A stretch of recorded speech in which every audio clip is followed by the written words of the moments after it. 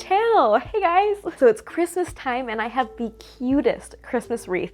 I don't think I've ever had a cuter wreath. It cost me basically nothing to make, so it's super budget friendly. Anyone can do this. It's not hard at all. I've never had a real tree before. I've always had a fake one, and I've never had a real wreath before, but this year I really wanted a real one. So I actually made a wreath out of live branches. I've never done this before, but I've always wanted to, because live trees and live branches, they just smell so good. They look beautiful. And I heard that you could get free branches from your local Christmas tree lot. So our Lowe's was selling Christmas trees, so I went over there and I was just browsing around in the tree wreath area outside in their garden center. And I saw this shopping cart just filled with cut branches. So I found a Lowe's worker and I asked if I could have them. He was so nice. He was just like, go for it. Take whatever you want. So I did. I took quite a bit, and actually that was a very good thing because I ended up using almost all of it. So you definitely want to take more than you think that you're going to need because you can't use everything that's on each branch. So that was a super lucky find. All I had to buy to make my wreath was a wreath frame, which is only $3 at Michael's. It was so cheap. And actually you could probably find an even cheaper one if you went to your local thrift store and just got one of the wreaths that someone had donated and then just take off all of the stuff on the wreath and just use the frame for it. I bet you could find one that's even cheaper than that if you really wanted to. And then I've always wanted those vintage golden brass bells that people hang on their wreaths, but I just feel like they're too expensive. Like, I don't want to pay $20 for bells. I wanted to make them for cheaper, and I saw this genius idea on Pinterest. Someone used a soda can to make these, and they look amazing, guys. You can't even tell that it was a soda can. So I'm going to show you how to make all this stuff. You guys are going to love it. So these are what the branches look like that I got from Lowe's, and actually the branches were from a couple of different types of trees. There was a slight variation in the branches, which actually made my wreath look even better. If you can put a few different types of greenery in your wreath, it will look that much better than if you use just one type of greenery. I cut my branches into smaller sections with some wire cutters and then began assembling my wreath. The first thing you want to do is to make a bundle of branches. I had about 3 to 4 branches per bundle. To begin my wreath, I wrapped floral wire around my bundle a few times and then attached my bundle to the wreath form by tightly wrapping the floral wire around both my bundle and the wreath form. And we are not going to cut our floral wire at all. We are going to use the same strand for the entire wreath.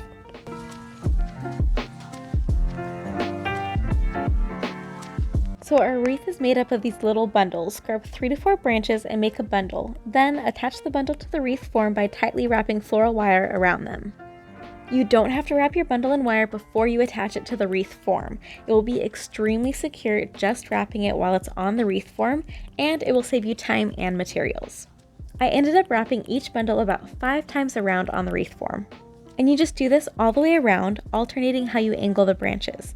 So if your first bundle is centered, the next bundle angle the branches outward. Then the next bundle angle the branches inward, and just keep with that pattern of middle, inward, outward, middle, inward, outward.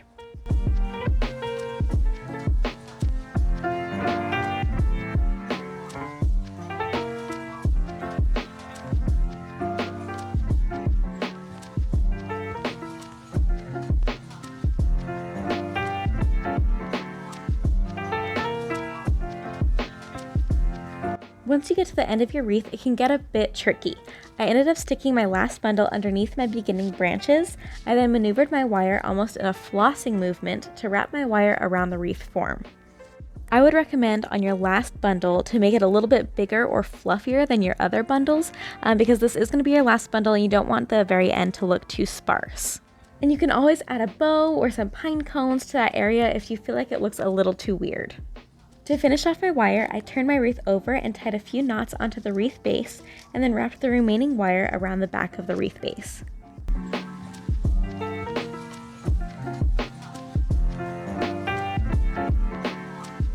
To make our vintage cowbells or goat bells, you'll need a few cans of soda. I used a box cutter to cut the bottom off of the can. I ended up making my next 2 bells shorter than this one, which I did end up liking better, but you can decide how tall you want your bells to be. And then I went back with my scissors to just even up the edges a bit. I wanted the bottom to have a rounded look, so I folded the cut edges to the inside of the can. Just be careful when you're doing this so you don't cut yourself.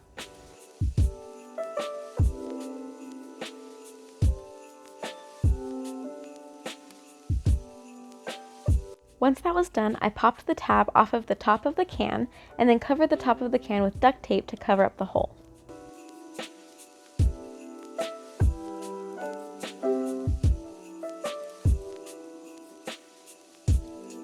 I then grabbed the bottom part of the can that I had previously cut off and cut off a strip of aluminum.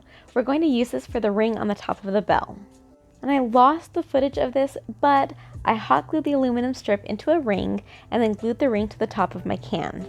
I then spray painted my bells with a gold that I already had in my stash, though if I did have it, I would have sprayed them a darker gold.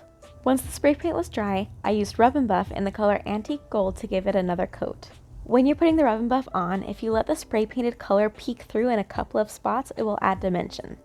Oh, and I forgot to mention, while I was gluing the ring on top of the bell, I also used my hot glue gun and made a ring around the top of the can to make it look as though it were welded. I did end up using a small paintbrush to get in the small areas of the can. Just know that you'll need to use rubbing alcohol to clean the Rub and Buff out of your brush when you're done.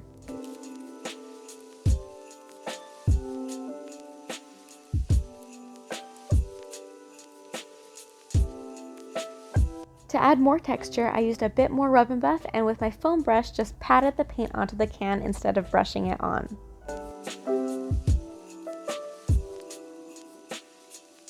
I wanted my bells to look a bit more antique, so I grabbed some dark brown acrylic paint and mixed it with a little bit of water. I then put several drops of paint onto the can and then used a paper towel to pat the paint to give it a more organic look.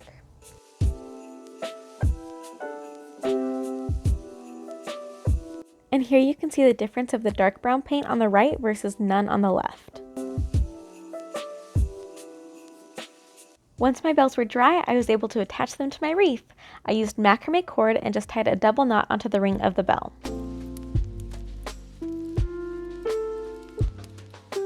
Then I tied the other end of the cord onto the back of my wreath form. These bells are Brooks approved. I tied the bells in varying lengths and then hung my wreath on my door.